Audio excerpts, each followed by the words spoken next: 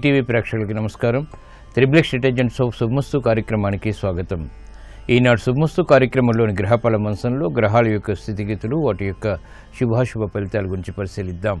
అలాగే రోజు 12 రాశుల వరకు ఏ సంఖ్యలు కలిసి వస్తాయి, రంగుల యొక్క ప్రాధాన్యత, ఈరోజు సౌమ్యవారం లేదా బుధవారం బుధుడు యొక్క పరిపాలన పూర్తిగా ఉంటుంది. 12 రాశుల వారు వివిధ దేవతల్ని ఈరోజు ఆరాధించడం ద్వారా ఎటువంటి శుభ ఫలితాలు కలుగుతాయి అనేటువంటి అంశంతో పాటు విష్ణు స్వరూపమైనటువంటి సాలగ్రామాన్ని ఆరాధించడం ద్వారా ఎటువంటి విశేష ఫలితాలు కలుగుతాయి అనేటువంటి అంశాన్ని ఆచారం సంప్రదాయం అనేటువంటి శీర్షికలో పరిశీలిద్దాం. ముఖ్యంగా 12 రాశుల వారు ఈరోజు చేపట్టవలసినటువంటి కార్యక్రమాలు ఏమిటో తెలుసుకుందాం. ఈరోజు ఈ సాయంత్రం సంధ్యా సమయంలో ఎటువంటి ప్రక్రియలు శుభ పరిణామాలు కలిగిస్తాయో కూడా పరిశీలిద్దాం. ముందుగా నేటి పంచాంగ వివరాలు. శ్రీ హేవలంబి నామ సంవత్సరం ఆషాఢ మాసం దక్షిణాయనం గ్రీష్మ ఋతువు. ఈరోజు ఆషాఢ బహుళ ఏకాదశి, దీన్నే కామ్య ఏకాదశి అంటాం. ఈరోజు ఈ వ్రతాన్ని ఆచరించడం ద్వారా సమస్త కోరికలు కూడా నెరవేరుతాయి. ఈరోజు వారం సౌమ్యవారం లేదా బుధవారం. ఈరోజు చేపట్టేటువంటి విష్ణు సహస్రనామ పారాయణ, పెసలు దానం, బుధ జపం, ఏకాదశ పూర్వక రుద్రాభిషేకం, అన్నదానం, వస్త్రదానం ఇత్యాది కార్యక్రమాలన్నీ కూడా బుధ ప్రీతికి దోహదపడతాయి. తద్వారా బుధుడి ద్వారా శుభ ఫలితాన్ని పొందగలుగుతారు. ముఖ్యంగా దశ అంతర్దశ బుధ దశ నడుస్తున్నప్పుడు, ప్రతికూలంగా ఉన్నప్పుడు ఈ ప్రక్రియలు బాగా ఉపయోగపడతాయి. అలాగే గోచార రీత్యా కూడా బుధుడి యొక్క ప్రతికూల పరిస్థితిని కూడా ఎదుర్కొనేటువంటి శక్తి సామర్థ్యాలు లభిస్తాయి. ఈరోజు నక్షత్రం కృత్తికా నక్షత్రం. ఈ నక్షత్రంలో ఈరోజు పుట్టేటువంటి వారికి సామాన్య శాంతి తప్పనిసరి. ఈరోజు కృత్తికా నక్షత్రంలో పుట్టేటువంటి వారికి రవి యొక్క మహాదస్తుడు ప్రారంభమవుతుంది. ప్రస్తుతం రవి యొక్క స్థితి కర్కాటక క్షేత్ర స్థితి, కుజ బుధుల యొక్క యుతి కూడా ఉంది. ఇది అనుకూల ప్రతికూల ఫలితాన్ని కలిగిస్తుంది. ప్రతికూల ఫలితాల దోష నివృత్తికి ఏకాదశ పూర్వక రుద్రాభిషేకం, సూర్య నమస్కారాలు బాగా ఉపకరిస్తాయి. ఇక గ్రహాల యొక్క స్థితిగతులను కనుక పరిశీలించినట్లయితే శుక్ర చంద్రుల యొక్క స్థితి వృషభ క్షేత్రంలో, ఇక్కడ శుక్రుడికి స్వక్షేత్ర స్థితి, చంద్రుడికి ఉచ్చస్థితి. వీరికి వృశ్చిక క్షేత్రం నుంచి శని యొక్క వీక్షణ ఉంది. అలాగే కర్కాటక క్షేత్రంలో కుజ రవి బుధుల యొక్క స్థితి, రాహు యొక్క స్థితి సింహక్షేత్రంలో, బృహస్పతి యొక్క స్థితి కన్యాక్షేత్రంలో, కేతువు యొక్క స్థితి కుంభక్షేత్రంలో ఈరోజు ఉన్నటువంటి గ్రహస్థితి. ఈరోజు సౌమ్యవారం లేదా బుధవారం. శ్రీ వెంకటేశ్వర స్వామి యొక్క స్మరణ, పూజాది కార్యక్రమాలు, అభిషేకాది కార్యక్రమాలు శుభ ఫలితాలను కలిగించి గ్రహ పీడను దూరం చేస్తుంది. ఇప్పుడు శుభమస్తు వీక్షిస్తున్నటువంటి ప్రేక్షకులందరికీ శ్రీ వెంకటేశ్వర స్వామి యొక్క అనుగ్రహం కటాక్షం కలగాలని ప్రార్థిద్దాం. పురుషోత్తమము నెడయకవయ్యా కోనేటి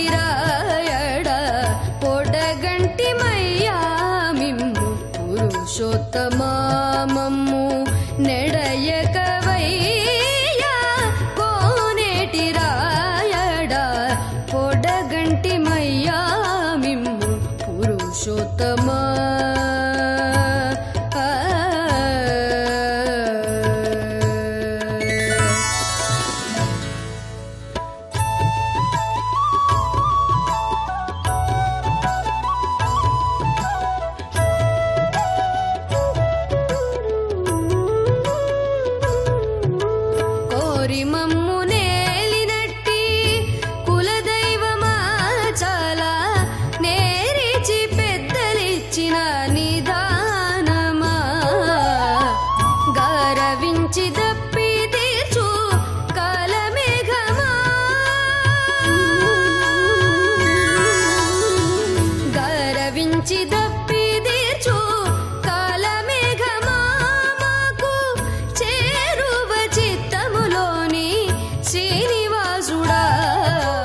ఇప్పుడు గ్రహాల యొక్క స్థితిగతుల రీత్యా 12 రాశుల వారికి ఏర్పడేటువంటి శుభాశుభ ఫలితాలను పరిశీలిద్దాం. ముందుగా మేషరాశి.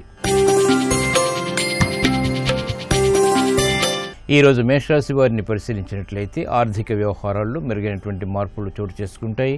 శ్రమ అధికమవుతుంది, సంభాషణలు రుచిస్తాయి. వాహన సౌఖ్యం కొనసాగుతుంది. చేపట్టినటువంటి కార్యక్రమాలపై పునఃప్రయత్నాల ద్వారా విజయాలు సాధించగలుగుతారు. కుటుంబ సఖ్యతగా చేపట్టేటువంటి కార్యక్రమాలు కలిసి వస్తాయి. వివాహ సంబంధిత సంభాషణలు ఆనందాన్ని కలిగిస్తాయి, అనుకూలతను పెంచుతాయి. క్రమశిక్షణతో కూడినటువంటి కార్యక్రమాలు వృత్తిపరంగా కూడా రాణిస్తాయి. ఆరోగ్య విషయంలో ప్రతికూలత తగ్గుతుంది. రాజకీయ రంగం వారికి మెరుగైనటువంటి మార్పులు ఆర్థికంగా చోటు చేసుకుంటాయి. అభివృద్ధి కార్యక్రమాల్లో స్థిరాస్తి రంగం వారికి ఆటంకాలు ఏర్పడినప్పటికీ అంతిమ విజయాలు సాధించగలుగుతారు. క్రీడారంగం వారికి కూడా ప్రతికూల పరిస్థితులు తగ్గుతాయి. ఆనందకర వాతావరణం. వ్యవసాయ రంగం వారికి కొనసాగుతుంది. ఆర్థిక సంబంధిత లావాదేవీలు పారిశ్రామిక రంగం వారికి దగ్గరవుతాయి. ఈ రోజు మీ అదృష్ట సంఖ్య 5. ఆకుపచ్చ వర్ణం రక్షణకి దోహదపడుతుంది. కామ్య ఏకాదశి సందర్భంగా ఈ రోజు మేషరాశి వారు శ్రీ మహాగణపతిని గరికతో భక్తి శ్రద్ధలతో పూజించడం ద్వారా విఘ్నాలు తొలగిపోతాయి, కోరికలు నెరవేరుతాయి. విద్యా ప్రయత్నాలు ఈ రోజు మీకు అనుకూలం. ఈ రోజు వృషభ రాశి వారిని పరిశీలించినట్లయితే అలంకరణకి ప్రాధాన్యతనిస్తారు. మానసిక ధైర్యం పెరుగుతుంది. చేపట్టినటువంటి కార్యక్రమాలపై పట్టు బిగించగలుగుతారు. రాజకీయ నిర్ణయాలు కలిసి వస్తాయి. స్థిరాస్తి విషయాలు విభేదాలు తగ్గుతాయి. ఆర్థిక వృద్ధి చేకూరుతుంది. పిల్లల విషయంలో శ్రద్ధ పెరుగుతుంది. అభివృద్ధి ఆనందాన్ని కలిగిస్తుంది. గృహ విషయాల్లో సఖ్యత పెరుగుతుంది. ఆనందకర వాతావరణం గృహరీత్యా కొనసాగుతుంది.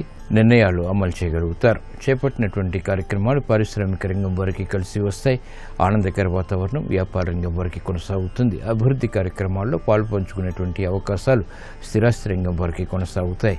న్యాయవాద వృత్తి వారికి మెరుగైనటువంటి అవకాశాలు చేజిక్కించుకునేటువంటి సంఘటనలు చోటు చేసుకుంటే వృత్తిపరమైనటువంటి కార్యక్రమాల్లో పేరు ప్రఖ్యాతులు పెంపొందింప చేసుకోగలుగుతారు. ఈ రోజు మీ అదృష్ట సంఖ్య 2. తెలుపు వర్ణం ప్రశాంతతను పెంచుతుంది. కామ్య ఏకాదశి సందర్భంగా ఈ రోజు వృషభ రాశి వారు శ్రీ మహాలక్ష్మీ దేవిని తులసి దళాలతో భక్తి శ్రద్ధలతో పూజించడం ద్వారా గృహ విషయాల్లో ఆనందకర సంఘటనలు చోటు చేసుకుంటే ఆగిపోయినటువంటి కార్యక్రమాలు పునఃప్రారంభించగలుగుతారు. వాహన కొనుగోళ్లు వంటివి ఈ రోజు మీకు అనుకూలం, లాభదాయకం. ఈ రోజు మిథున రాశి వారిని పరిశీలించినట్లయితే విదేశీ సంబంధిత వ్యవహారాలు కలిసి వస్తాయి. వ్యయం పెరుగుతుంది. అయినప్పటికీ ఆదాయాన్ని కూడా కూడగట్టుకునేటువంటి ప్రయత్నాలు కలిసి వస్తాయి. సంభాషణల విషయంలో జాగ్రత్తలు వహించాలి. స్థిరాస్తి సంబంధిత లావాదేవీల విషయంలో విభేదాలు తలెత్తుతాయి. ఆర్థిక చిరాకులు ఉన్నప్పటికీ నెట్టుకు రాగలుగుతారు. కుటుంబ సభ్యుల మధ్య సఖ్యత తగ్గుతుంది. ఆందోళనకర పరిస్థితుల్ని క్రమక్రమంగా మాత్రమే అధిగమించగలుగుతారు. చేపట్టినటువంటి కార్యక్రమాలు వ్యాపార రంగం వారికి మొదట ప్రతికూలత, తర్వాత అనుకూలతని కలిగిస్తాయి. సాహిత్యపరమైనటువంటి అంశాల్లో సాహిత్య రంగం వారికి పొరపాట్లు దొరుకుతాయి. సినీ రంగం వారికి ఆశాజనకమైనటువంటి వాతావరణం ఉన్నప్పటికీ అనుభవపూర్వకంగా వాటిని ఆస్వాదించలేకపోతారు. ఈ రోజు మీ అదృష్ట సంఖ్య 1. ఎరుపు వర్ణం ధైర్యాన్ని కలిగిస్తుంది. కామ్య ఏకాదశి సందర్భంగా ఈ రోజు మిథున రాశి వారు శ్రీ సుబ్రహ్మణ్య స్వామిని ఎర్రటి పుష్పాలతో భక్తి శ్రద్ధలతో పూజించడం ద్వారా రుణ ఒత్తిళ్లు దూరం అవుతాయి. ప్రశాంతత పెరుగుతుంది. విదేశీ లావాదేవీలు, సంభాషణలు, ప్రక్రియలు ఈ రోజు మీకు ఊరట కలిగిస్తాయి. ఈ రోజు కర్కాటక రాశి వారిని పరిశీలించినట్లయితే మానసిక వైషమ్యాలు పెరుగుతాయి. అకారణ కలహాల ద్వారా ఏర్పడినటువంటి విభేదాలు కూడా ప్రబలమవుతాయి. శత్రు భీతి తగ్గుతుంది. శత్రువులపై విజృంభించేటువంటి సంఘటనలు చోటు చేసుకున్నప్పటికీ ఆందోళనకర పరిస్థితులు కూడా వెనంటి ఉంటాయి. క్రమశిక్షణతో కూడినటువంటి కార్యక్రమ నిర్వహణ అన్ని రంగాల వారికి తప్పనిసరి. ఆరోగ్య విషయంలో జాగ్రత్తలు తప్పనిసరి. మానసిక వేదనలు పారిశ్రామిక రంగం వారికి పెరుగుతాయి. ఆర్థిక సంబంధిత వ్యవహారాల్లో ప్రతికూల పరిస్థితుల్ని వ్యాపార రంగం వారు ఎదుర్కోవాల్సినటువంటి సంఘటనలు చోటు చేసుకుంటాయి. క్రమశిక్షణ విద్యార్థులకి తప్పనిసరి. మహిళలకు ఆరోగ్య విషయంలో ప్రతికూలత కొనసాగుతుంది. ఆర్థిక సంబంధిత లావాదేవీలు వైద్య వృత్తి వారికి వికటిస్తాయి. నూతన కార్యక్రమాలని సినీ రంగం వారు ప్రారంభించగలుగుతారు. అయినప్పటికీ ఆశించినటువంటి ప్రయోజనాలు వెంటనే పొందలేకపోతారు.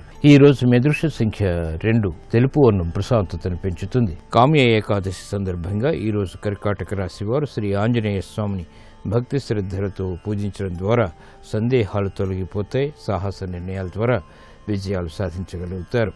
ఆరోగ్య పరీక్షలు ఈ రోజు మీకు మేలుని కలిగిస్తాయి. ఈ రోజు సింహరాశి వారిని పరిశీలించినట్లయితే ఆర్థిక వ్యవహారాల్లో జాగ్రత్తలు పాటించాలి. అసహన పరిస్థితులు ఉన్నప్పటికీ నెట్టుకు రాగలుగుతారు. లాభదాయకమైనటువంటి కార్యక్రమాలు వ్యాపారపరంగా కొనసాగించేటువంటి శక్తి సామర్థ్యాలు లభిస్తాయి. కుటుంబ వ్యవహారాల్లో అనుకూల పరిస్థితులు ఆనందాన్ని పెంచుతాయి. వినోదాల్లో పాల్గొంటారు. నూతన స్నేహాల ద్వారా లబ్ధి చేకూరుతుంది. కార్యక్రమ నిర్వహణలో నైపుణ్యాన్ని ప్రదర్శించగలుగుతారు. ఆటంకాలను అధిగమించేటువంటి శక్తి సామర్థ్యాలు వెనంటి ఉంటాయి. కార్యక్రమ నిర్వహణలో వ్యవసాయ రంగం వారికి ప్రతికూలత తగ్గుతుంది. ఆర్థిక ఆందోళనకర పరిస్థితులు సినీ రంగం వారికి కూడా తగ్గుతాయి. కళారంగం వారికి మెరుగైనటువంటి అవకాశాలు లభిస్తాయి. గుర్తింపు లభిస్తుంది. విద్యార్థులకి గట్టి కృషి ద్వారా విజయాలు సిద్ధిస్తాయి. ఆర్థిక సంబంధిత లావాదేవీల విషయంలో స్థిరాస్తి రంగం వారు జాగ్రత్తలు వహించాలి. విభేదాలను దూరం చేసుకునేటువంటి ప్రయత్నాలు ముమ్మరం చేయగలుగుతారు. ఈ రోజు మీ అదృష్ట సంఖ్య 1. ఎరుపు వర్ణం ధైర్యాన్ని కలిగిస్తుంది. కామ్య ఏకాదశి సందర్భంగా ఈరోజు సింహరాశి వారు శ్రీ మహాకాళి అమ్మవారిని ఎర్రటి పుష్పాలతో పూజించడం ద్వారా ధైర్యంతో కూడినటువంటి కార్యక్రమాలు తద్వారా కార్యసిద్ధి ఏర్పడతాయి. ఆర్థిక లావాదేవీలు, సంభాషణలు, ప్రక్రియలు ఈరోజు మీకు అనుకూలం. ఈరోజు కన్యారాశి వారిని పరిశీలించినట్లయితే అదృష్ట సంఘటనలు గృహరీత్యా చోటు చేసుకుంటే లాభదాయకమైనటువంటి కార్యక్రమాలు గృహపరంగా చేపట్టగలుగుతారు. ఆనందకర వాతావరణం గృహరీత్యా చోటు చేసుకుంటుంది. వృత్తి, వ్యాపార, ఉద్యోగ సంబంధిత కార్యక్రమాల్లో కూడా ప్రోత్సాహాన్ని కొనసాగించగలుగుతారు. ఆత్మవిశ్వాసం పెరుగుతుంది. మానసిక ధైర్యంతో కూడిన కార్యక్రమాలు తద్వారా విషయాలు చేతికి అందుతాయి. శత్రువులు మిత్రులు అవుతారు. క్రమశిక్షణతో కూడినటువంటి కార్యక్రమాలు పారిశ్రామిక రంగం వారికి రాణిస్తాయి. ఆర్థిక ఆందోళన తగ్గుతుంది. వ్యాపార రంగం వారికి విలువైనటువంటి సమాచారం ద్వారా ప్రగతి సాధించగలుగుతారు. క్రమశిక్షణ మహిళలకు ఉపకరిస్తుంది. ఆనందకర వాతావరణం గృహరీత్యా చోటు చేసుకుంటుంది. నిర్ణయాలు అమలు చేయగలుగుతారు. కార్యక్రమ నిర్వహణలో విద్యార్థులకి ప్రోత్సాహం ఉంటుంది. విదేశీ సంబంధిత విద్యా ప్రయత్నాలు వంటివి ఉపకరిస్తాయి. ఈ రోజు మీ అదృష్ట సంఖ్య 6. తెలుపు వర్ణం ప్రశాంతతను పెంచుతుంది. కామ్య ఏకాదశి సందర్భంగా ఈరోజు కన్యారాశి వారు ఈశ్వరుని భక్తి శ్రద్ధలతో ఆవు పాలతో అభిషేకించడం ద్వారా కోరిన కోరికలు నెరవేరుతాయి. ఆర్థిక వృద్ధి చేకూరుతుంది. విదేశీ లావాదేవీలు, సంభాషణలు, ప్రక్రియలు ఈరోజు మీకు అనుకూలం. ఈరోజు తులారాశి వారిని పరిశీలించినట్లయితే వ్యయం పెరుగుతుంది, ఆదాయం తగ్గుతుంది. కార్యక్రమాలను వేగవంతంగా పూర్తి చేయలేకపోతారు. ప్రయాణాల ద్వారా ఏర్పడినటువంటి ప్రతికూలత మాత్రం తగ్గుతుంది. ఆనందకర వాతావరణం గృహరీత్యా ఉన్నప్పటికీ ఆస్వాదించలేకపోతారు. పొరపాట్లు జరిగేటువంటి సంఘటనలు వృత్తిరీత్యా పారిశ్రామిక రంగం వారికి చోటు చేసుకుంటాయి. వ్యాపార రంగం వారు ఆర్థిక విషయాల్లో ఆచితూచి వ్యవహరించాలి. గట్టి కృషి విద్యార్థులకి తప్పనిసరి. పొరపాట్లు విద్యాపరంగా దొరికేటువంటి సంఘటనలు తద్వారా సమస్యలు ఏర్పడతాయి కాబట్టి జాగ్రత్తలు వహించాలి. కార్యక్రమ నిర్వహణలో మహిళలకు ఆరోగ్య విషయంలో ప్రతికూలత ఉంటుంది. ఖర్చులు కూడా ఉక్కిరిబిక్కిరి చేస్తాయి. అనుకూల వాతావరణం స్థిరాస్తి వరకు ఉన్నప్పటికీ ఆర్థిక విషయాల్లో ఆశించినటువంటి ఫలితాలు పొందలేకపోతారు. క్రమశిక్షణ సినీ రంగం వారికి తప్పనిసరి. ఆందోళనకర పరిస్థితులు వ్యవసాయ రంగం వారికి ఉన్నప్పటికీ సత్తుమణుగుతాయి. ఈ రోజు మీ అదృష్ట సంఖ్య 3. పసుపు వర్ణం త్వరితగతిన శుభాలను కలిగిస్తుంది. కామ్య ఏకాదశి సందర్భంగా ఈ రోజు తులారాశి వారు శ్రీ దక్షిణామూర్తిని చామంతులతో భక్తి శ్రద్ధలతో పూజించడం ద్వారా బుద్ధి సూక్ష్మత పెరుగుతుంది. తెలివైన నిర్ణయాలు తద్వారా విజయాలు సాధించగలుగుతారు. గృహ కార్యాలు, కార్యక్రమాలు ఈ రోజు మీకు అనుకూలం. ఈ రోజు వృశ్చిక రాశి వారిని పరిశీలించినట్లయితే కార్యక్రమాలను వేగవంతం చేయగలుగుతారు. అకారణ కలహాల ద్వారా ఏర్పడినటువంటి ప్రతికూలత తగ్గుతుంది. సంబంధ బాంధవ్యాలు మెరుగవుతాయి. ప్రయాణాల ద్వారా ఏర్పడినటువంటి ప్రతికూల పరిస్థితుల్ని అనుకూలంగా మరల్చుకోగలుగుతారు. ఆర్థిక వృద్ధి ఆనందాన్ని కలిగిస్తుంది. పెట్టుబడులు కలిసి వస్తాయి. ఆర్థిక సంబంధిత వాతావరణం పారిశ్రామిక రంగం వారికి లాభిస్తుంది. కార్యక్రమ నిర్వహణలో వ్యాపార రంగం వారికి అనుకూలత పెరుగుతుంది. మహిళలకు ప్రోత్సాహం లభిస్తుంది. గృహ సంబంధిత కార్యక్రమాల్లో స్వతంత్ర నిర్ణయాలకి ఉపక్రమించగలుగుతారు. ఆర్థిక సంబంధిత లావాదేవీలు స్థిరాస్తి రంగం వరకు కూడా ఉపకరిస్తాయి. ఆటంకాలను అధిగమించగలుగుతారు. కార్యక్రమ నిర్వహణలో సినీ రంగం వారికి అవకాశాలు దక్కుతాయి. న్యాయవాద వృత్తి వారికి మెరుగైనటువంటి కార్యక్రమాల ద్వారా వృత్తిలో అభివృద్ధి గోచరిస్తుంది. ఆర్థిక విషయాలు కూడా అనుకూలిస్తాయి. ఈ రోజు మీ అదృష్ట సంఖ్య 1. ఎరుపు వర్ణం ధైర్యాన్ని కలిగిస్తుంది. కామ్య ఏకాదశి సందర్భంగా ఈ రోజు వృశ్చిక రాశి వారు శ్రీ సుబ్రహ్మణ్య స్వామిని ఎర్రటి పుష్పాలతో భక్తి శ్రద్ధలతో పూజించడం ద్వారా రుణ ఒత్తిళ్లు కనుమరుగవుతాయి. ఆదాయం పెరుగుతుంది. ఉద్యోగ ప్రయత్నాలు ఈ రోజు మీకు అనుకూలం. ఈ రోజు ధనుస్సు రాశి వారిని పరిశీలించినట్లయితే ప్రయాణాల విషయంలో జాగ్రత్తలు వహించాలి. రాజకీయ వ్యవహారాల్లో ప్రతికూల పరిస్థితులు ఏర్పడతాయి. కోర్టు సంబంధిత వ్యవహారాల్లో కూడా ప్రతికూలత ఉంటుంది. గృహ విషయాల్లో ఆచితూచి వ్యవహరించాలి. సంభాషణల ద్వారా ఏర్పడినటువంటి ప్రతికూల పరిస్థితులు విభేదాలను సృష్టిస్తాయి. ఆర్థిక సంబంధిత లావాదేవీల విషయంలో పారిశ్రామిక రంగం వారు ఆచితూచి వ్యవహరించాలి. ప్రత్యర్థులు బలపడతారు. కార్యక్రమ నిర్వహణలో వ్యాపార రంగం వారికి అనిశ్చితి ఉంటుంది. ఆర్థిక విషయాల్లో ప్రతికూలతను వేగవంతంగా అధిగమించలేకపోతారు. అనుకున్నవి సాధించాలనేటువంటి పట్టుదల స్థిరాస్తి రంగం వారికి పెరుగుతుంది. ప్రతికూల పరిస్థితుల్ని మాత్రం ఎదుర్కోలేకపోతారు. కార్యక్రమ నిర్వహణలో న్యాయవాద వృత్తి వారికి ప్రతికూలత ఉంటుంది. ఈ రోజు మీ అదృష్ట సంఖ్య 3. పసుపు వర్ణం త్వరితగతిన శుభాన్ని కలిగిస్తుంది. కామ్య ఏకాదశి సందర్భంగా ఈ రోజు ధనుస్సు రాశి వారు శ్రీ మహాలక్ష్మీదేవిని చామంతులతో భక్తి శ్రద్ధలతో పూజించడం ద్వారా అనుకున్నవి సాధించగలుగుతారు. జాప్యాలు విఘ్నాలు కనుమరుగవుతాయి. ఆరోగ్య పరీక్షలు ఈరోజు మీకు మేలును కలిగిస్తాయి. ఈరోజు మకర రాశి వారిని పరిశీలించినట్లయితే సూక్ష్మతో కూడినటువంటి కార్యక్రమ నిర్వహణ, తద్వారా విజయాలు చేతికందుతాయి. కార్యక్రమ నిర్వహణలో తెలివైనటువంటి నిర్ణయాలు తీసుకోగలుగుతారు. ఆర్థిక సంబంధిత ఒత్తిళ్ల ద్వారా ఏర్పడినటువంటి ప్రతికూలత తగ్గుతుంది. గృహ విషయాల్లో సంబంధ బాంధవ్యాలు మెరుగవుతాయి. కార్యక్రమాలను వేగవంతంగా పూర్తి చేయగలుగుతారు. అదృశ్య సంఘటనలు గృహరీత్యా ఆహ్వానించగలుగుతారు. శుభవార్తలు వింటారు. చేపట్టినటువంటి కార్యక్రమాలు కలిసి వస్తాయి. ఆర్థిక వ్యవహారాల్లో సమస్యలకు పరిష్కారాలు పారిశ్రామిక రంగం వారికి లభిస్తాయి. వ్యాపార అభివృద్ధి వ్యాపార రంగం వారికి పెరుగుతుంది. వ్యాపార దక్షత కూడా పెరుగుతుంది. ఆందోళనకర పరిస్థితులు స్థిరాస్తి రంగం వారికి తగ్గుతాయి. సహాయ సహకారాలు లభిస్తాయి. కార్యక్రమ నిర్వహణలో నైపుణ్యం న్యాయవాద వృత్తి వారు ప్రదర్శించగలుగుతారు. ఈ రోజు మీ అదృష్ట సంఖ్య 6. ఎరుపు వర్ణం ధైర్యాన్ని కలిగిస్తుంది. కామ్య ఏకాదశి సందర్భంగా ఈ రోజు మకర రాశి వారు శ్రీ సుబ్రహ్మణ్య స్వామిని ఎర్రటి పుష్పాలతో భక్తి శ్రద్ధలతో పూజించడం ద్వారా ఆర్థిక విజయాలు వేగవంతమవుతాయి. అదృష్ట సంఘటనని ఆహ్వానించగలుగుతారు. ఆర్థిక లావాదేవీలు, సంభాషణలు, ప్రక్రియలు ఈరోజు మీకు అనుకూలం. ఈరోజు కుంభరాశి వారిని పరిశీలించినట్లయితే అనిశ్చిత పరిస్థితులు ఆర్థికంగా ఉన్నప్పటికీ నెట్టుకురాగలుగుతారు.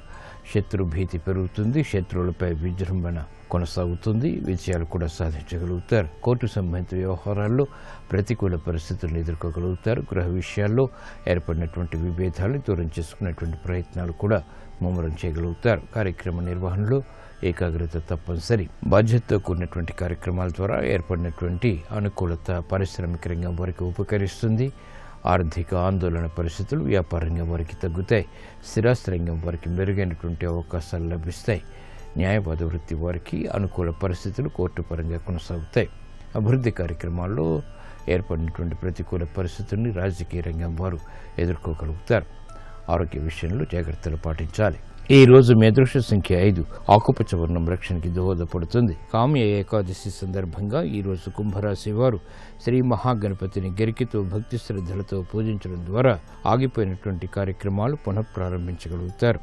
నష్టద్రవ్య ప్రాప్తి చేకూరుతుంది. వ్యాపార ఒప్పందాలు ఈరోజు మీకు అనుకూలం.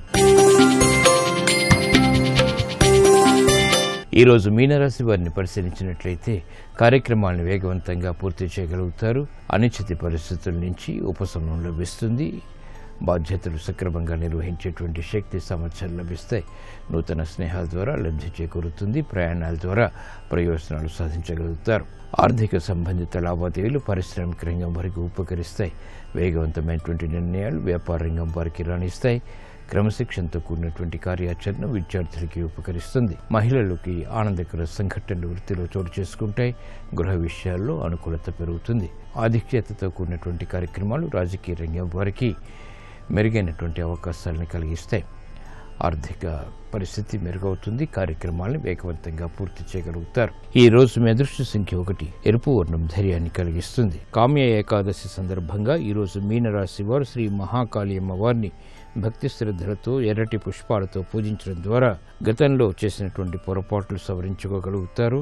సఖ్యత పెరుగుతుంది. ఆనందకర వాతావరణాన్ని ఆహ్వానించగలుగుతారు. ఆర్థిక లావాదేవీలు, సంభాషణలు ఈరోజు మీకు అనుకూలం. ఈరోజు సాయంత్రం సంధ్యా సమయంలో శునకాలకి ఆహారాన్ని నివేదించడం ద్వారా కాళభైరవ యొక్క అనుగ్రహం ఏర్పడుతుంది. తద్వారా ప్రమాదాలు దూరమవుతాయి. గృహ విషయాల్లో ప్రశాంతత ఏర్పడుతుంది.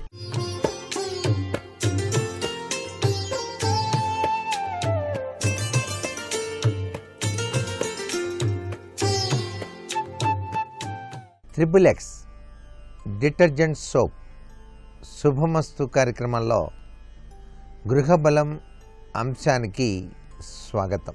వాస్తు లేనిదే అసలు ఏదీ లేదు అన్నట్టుగా కూడా మనం భావించాల్సిన పరిస్థితులు ఉన్నాయి. ఎందుకంటే సృష్టికి మూలం వాస్తే కదా.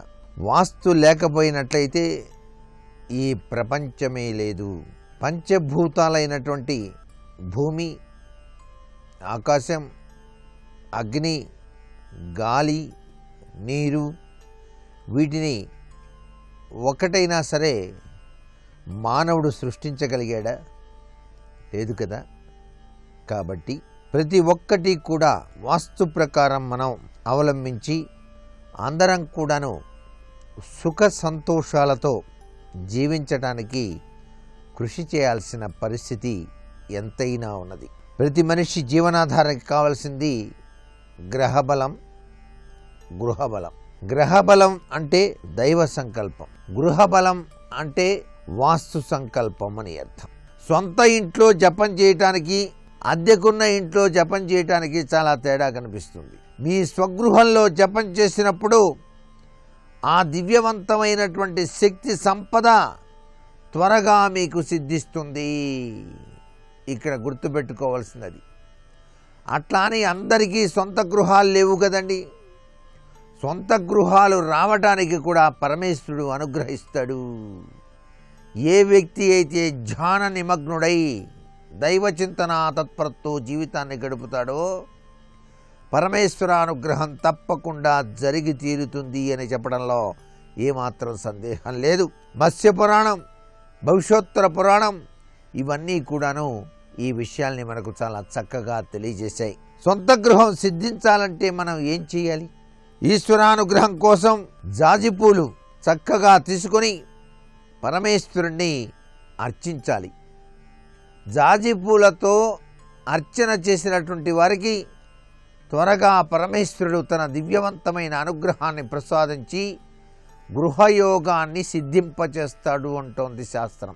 దయ, శ్రద్ధ, ఓర్పు, సద్వివేకం, త్యాగం, కృతజ్ఞత ఈ గుణాలు గల ప్రతి మానవుడు ఉత్తమ గృహస్థుడు అనబడతాడు అని చెప్పేసి స్కాంద పురాణం మనకు తెలియజేస్తోంది. గృహ ఆరంభ కర్తవ్యం పరిశీలించినట్లయితే గృహ నిర్మాత గృహాన్ని నిర్మించుకోవడానికి ముందుగా గృహాన్ని నిర్మించనున్నటువంటి గ్రామము యొక్క అనుకూల్య ప్రాతికూల్యతలను, తర్వాత గృహ నిర్మాణం చేయదలసిన యొక్క స్థలం, ఆ స్థలం యొక్క రంగు, రుచి, వాసన, జాతి, మిర్రు, ఎత్తు పల్లాలు, దిశలు, వాటి యొక్క హెచ్చుతగ్గులు మొదలైనటువంటి వాటి గుణదోషాలు, సంభవించేటువంటి యోగ్యతలను, తదుపరి నక్షత్రం, ఆదాయం, వ్యయం, అంశ మొన్నగు వాని వలన కలుగు శుభాశుభాలని క్షుణ్ణంగా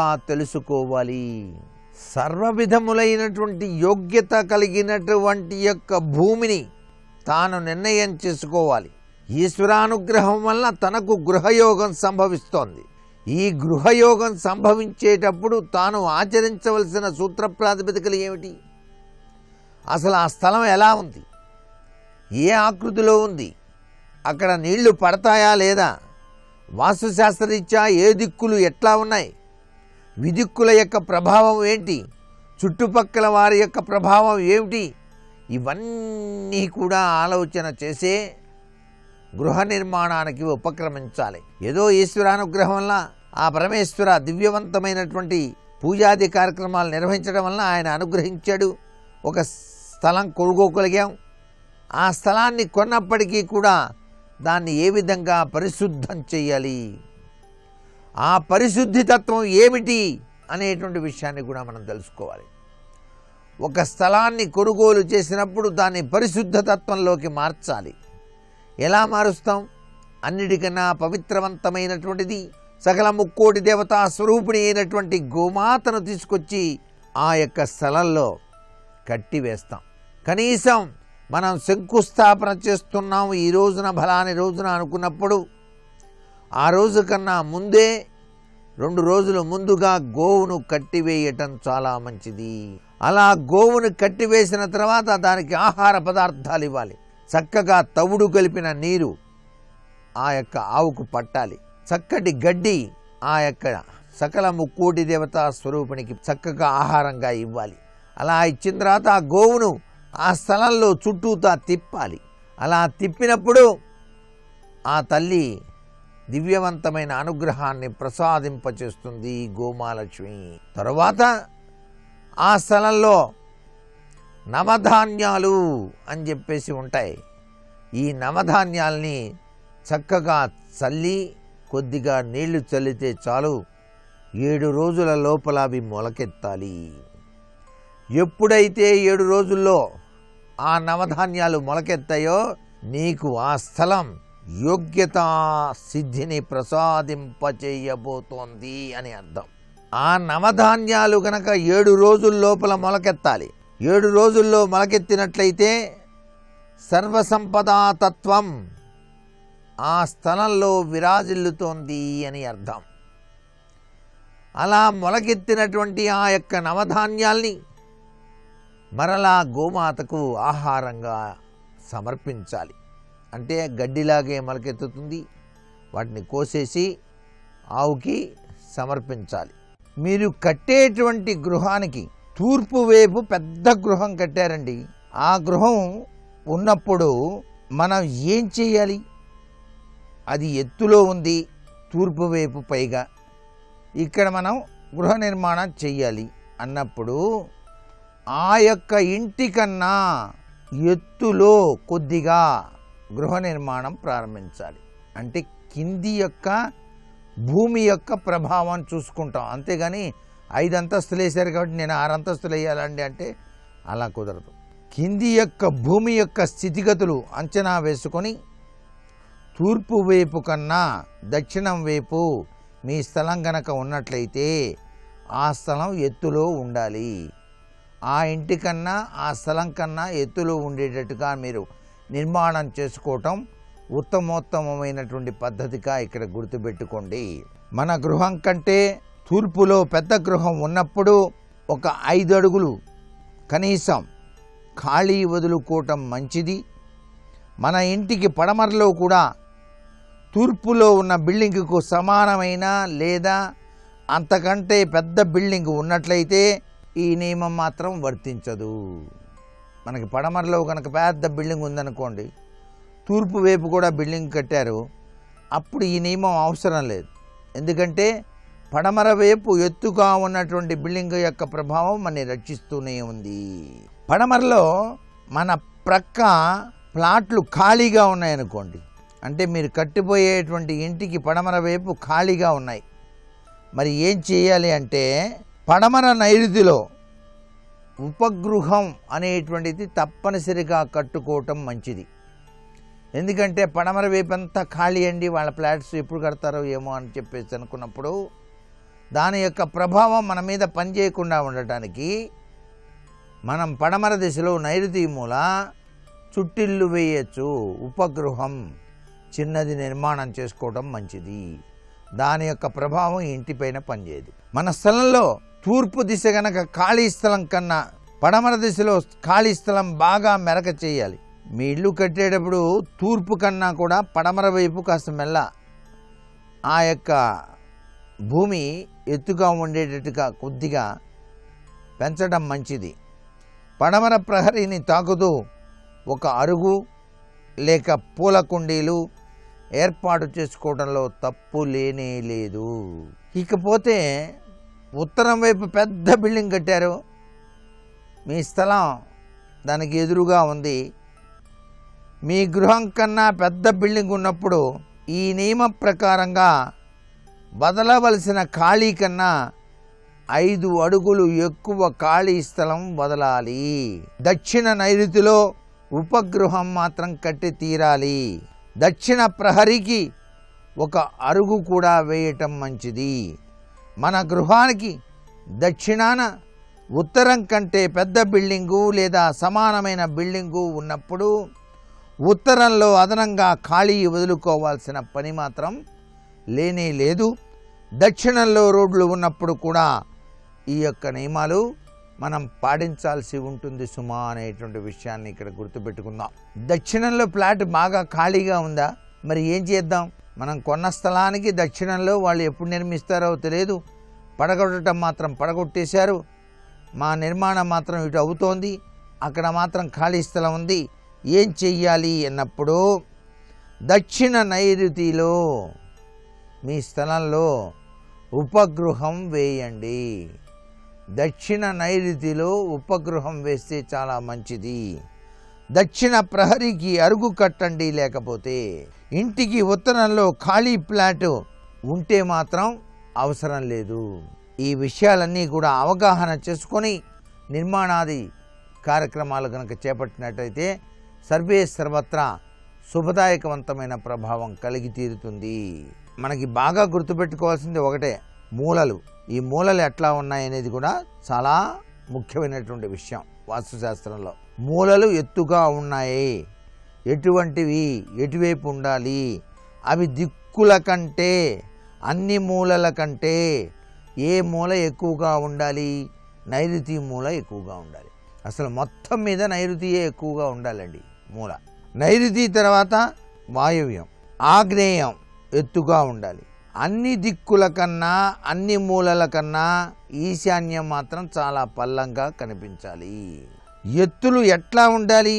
నైరుతి మొట్టమొదటిది, తర్వాత వాయువ్యం, తర్వాత ఆగ్నేయం, తర్వాత దక్షిణ పడమరలు, తూర్పు ఉత్తరాలు, ఈశాన్యం. ఈ విధమైన శైలిలో గనక నిర్మాణం చేసినట్లయితే సర్వే సర్వత్రా శుభదాయకవంతమైన ప్రభావం కనపడి తీరుతుంది అని చెప్పవచ్చు. నైరుతిలో కొండ, ఈశాన్యం చెరువు చాలా యోగాన్ని ఇస్తాయి అని కూడా శాస్త్రం చెబుతోంది. నైరుతి వైపు కొండ ఉందండి మాకు ఇంటికి అంటే చాలా అద్భుతం, ఆనందం, అమోఘం. దానివల్ల చాలా విశిష్టవంతమైనటువంటి ప్రభావాలు వస్తాయి. ఇంటికి నైరుతిలో ఉపగ్రహం, ఈశాన్యం నుయ్యి చాలా గొప్ప వాస్తు బలాన్ని ప్రసాదిస్తాయి. ఈశాన్యం వైపు కనుక బోరింగ్ పంపు లేక నుయ్యి కనుక వేసినట్లయితే చాలా మంచి యోగాన్ని సిద్ధిస్తుంది. ఇకపోతే ఎప్పుడైనా సరే గృహ నిర్మాణాలలో మనం గుర్తుపెట్టుకోవాల్సిన ముఖ్యవంతమైనటువంటి నియమాల్లో మనం తీసుకున్నటువంటి స్థలం ఆకృతి నియమాలతో పాటుగా ఎటువైపు ఎంత ఖాళీ స్థలాలు వదలాలి అనేటువంటి విషయాలు కూడా గుర్తుపెట్టుకొని చక్కటి కళాత్మకమైనటువంటి తత్వచింతనలో చక్కటి గృహాన్ని ఏ విధంగా నిర్మిస్తే బాగుంటుందో ముందుగానే ప్లాన్ వేసుకొని నిర్మాణం చేయటం సర్వే సర్వత్రా శుభదాయకం సుమ. మరికొన్ని ముఖ్య విషయాలు రేపటి శుభమస్తు కార్యక్రమాలు తెలుసుకుందామా? మరి సర్వే జనా సుఖినో భవంతు.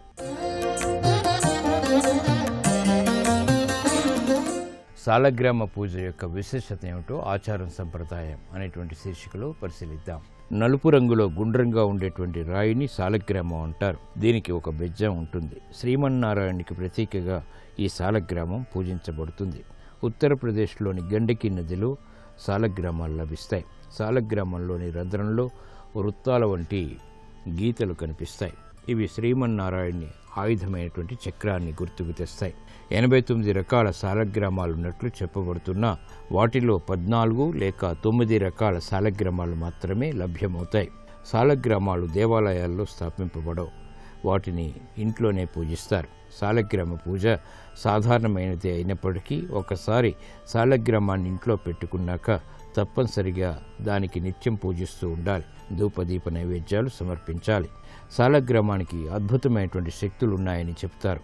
సాలగ్రామాన్ని సంపాదించి తెచ్చి ఇంట్లో పెట్టుకుని పూజిస్తే శాశ్వతమైనటువంటి లాభాలు అనుగ్రహింపబడతాయి, ప్రశాంతత పెరుగుతుంది. రేపు రోహిణి, మృగశిర నక్షత్రాలున్నాయి.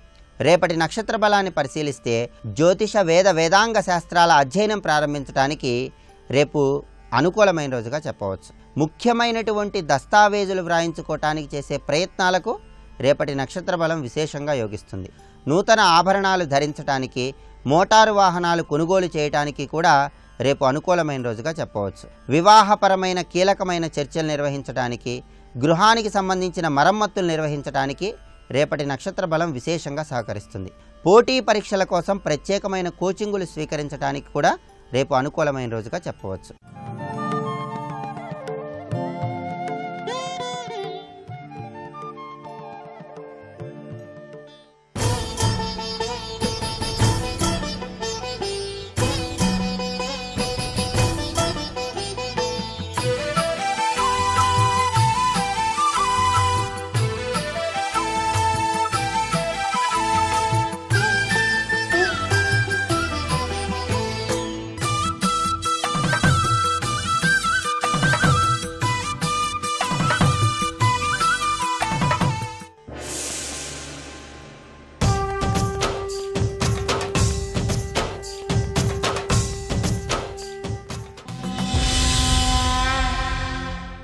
అర్జునుడు యుద్ధంలో ఎదురు పడితే యుద్ధం చేసి చంపగలిగితే చంపి, మిగిలిన 4 జోలికి వెళ్ళకు అని చెప్పి వెళ్ళిపోయింది. అంటే 5 బిడ్డల తల్లి అన్న మాట విషయంలో ఆవిడ కూడా కాదు అన్న మాట అనలేదు.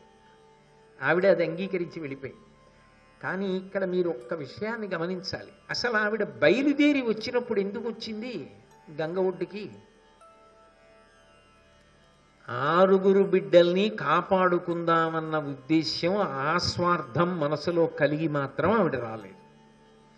ఆవిడ విదురుడి మాటల చేత ప్రభావితురాలై వచ్చింది. విదురుడు ఏం చెప్పాడు? కృష్ణుడే వచ్చి రాయబారని చెప్పినా అమ్మ అక్కడ కౌరవులు సమ్మతించలేదు, సంధి జరగడానికి అంగీకరించలేదు. అలా అంగీకరించలేదు కాబట్టి భారత యుద్ధం జరిగి తీరుతుంది. భారత యుద్ధం జరిగిన నాడు ఖచ్చితంగా కొన్ని లక్షల మంది వీరులు పడిపోతారు, ఈ వంశం క్షయమైపోతుంది. ఇది చూడవలసి రావడం మా ప్రారంధం అని బాధపడ్డాడు కదా. విదురుడంతటి వాడు వంశక్షయం అవుతుందని బాధపడుతుంటే తన వైపు నుంచి ఆపడానికి ఏమైనా అవకాశం ఉంటుందా అని ఆలోచించి, ఆవిడికి వచ్చిన ఆలోచన ఏమిటంటే కౌరవుల వైపు కర్ణుడు లేకపోతే యుద్ధానికి వెళ్ళరు. ఇప్పుడు కూడా తాను దాచిపెట్టడం అనవసరం. కర్ణుడొక్కడు కానీ మళ్ళీ సత్యం తెలుసుకుని పాండవ పక్షానికి వస్తే యుద్ధం జరగదు, అందరూ క్షేమంగా ఉంటారు అని భావించి వెళ్ళింది తప్ప కేవలము తన 6 పిల్లలు మాత్రమే బాగుండాలని ఆమె వెళ్ళినట్టుగా భారతంలో కనపడలేదు నేపథ్యంలో. ఎందుకంటే విదురుడు మాట్లాడాక వెళ్ళింది ఆవిడ. అందుకే ఆవిడ మాట్లాడినప్పుడు నువ్వు పాండవ పక్షాన్ని చేరిపోయి పట్టాభిషేకాన్ని పొందు అని చెప్పి వదిలేసింది. దాని ఉద్దేశ్యం యుద్ధం జరగకుండా ఉండడం ఆవిడ కోరుకుంది. అంతేకాని ఆవిడ ఎక్కడా కూడా నా 6 బిడ్డలు నాకు బతకాలి, నా కడుపున పుట్టిన 6 ఏ ఒక్కడు మరణించడం కూడా నేను అంగీకరించలేను అన్న బేలతనం డొల్లతనం ఆవిడంటే. అర్జునుడు చచ్చిపోయినా నాకు పర్వాలేదు, ఘోరరణంలో మీ ఇద్దరు ఉత్తమమైన శౌర్యంతో పోరాడండి, ఆ మాట అన్నావు, పడగొడితే అర్జునుడిని పడగొట్టు అని.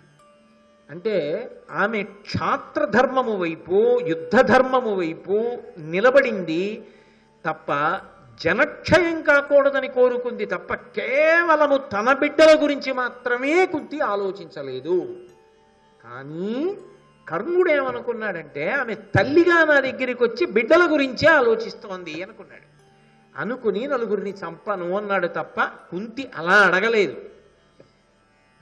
నాకెప్పుడూ 6 ఉండాలి, అందుకని 6 బ్రతకాలి, అందుకని నువ్వు వాళ్ళని చంపకు, నువ్వు వాళ్ళ పక్షానికి వచ్చేయి అని కుంతీదేవి ఎక్కడన్నా అడిగిందా? ఆవిడేం అడగలేదు. అంటే కర్ణుడు తప్పు చేశాడా? కర్ణుడు తప్పు చేయలేదు, కర్ణుడు ఒప్పే చేశాడు, తల్లిని తల్లిగా చూశాడు.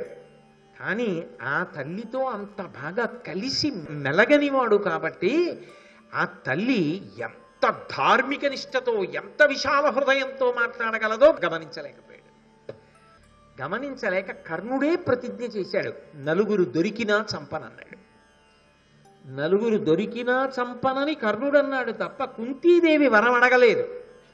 ఎక్కడా భారతంలో కుంతీదేవి తాను నోరు విప్పి పాండవులు దొరికినా చంపవద్దు, నాకు 5 బిడ్డలు మిగిలేటట్టుగా నువ్వు చూడు అని అడిగిన కఠిన హృదయురాలు కుంతీదేవి కానే కాదు. వరమిచ్చిన కర్ణుడు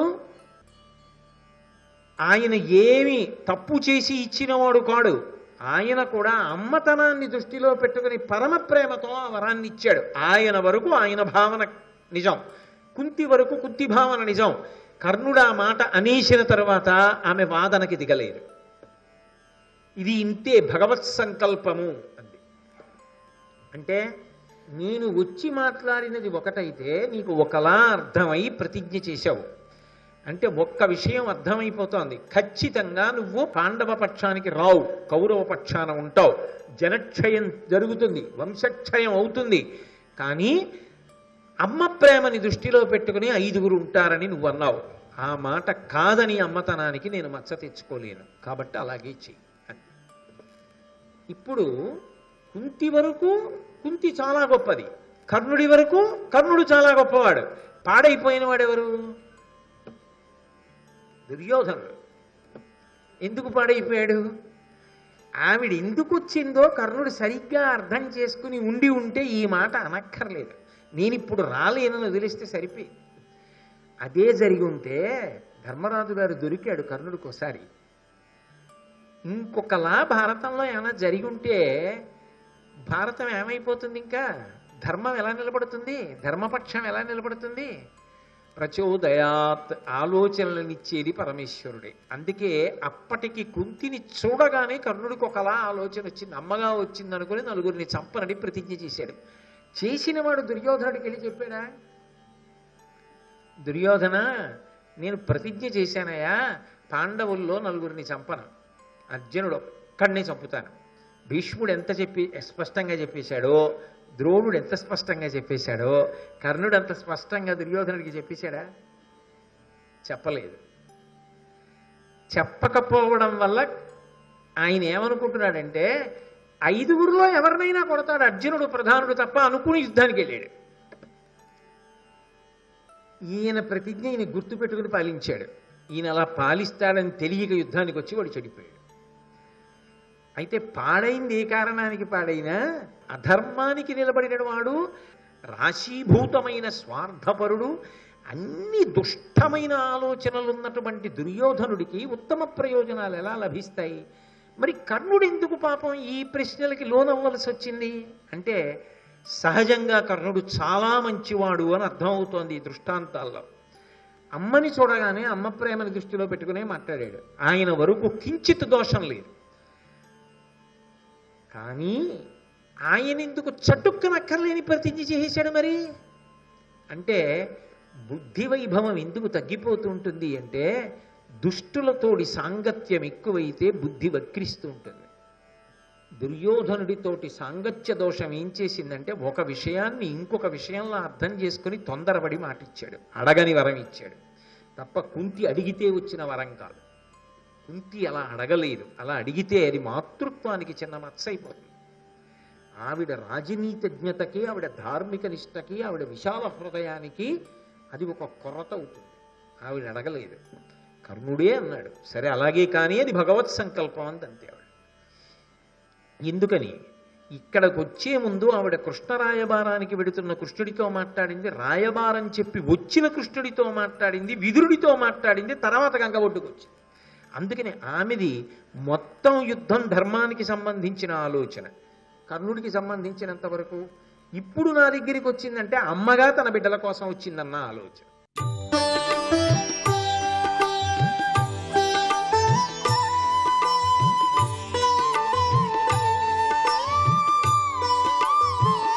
సర్వం శ్రీ ఉమామహేశ్వర పరబ్రహ్మార్పణమస్తు.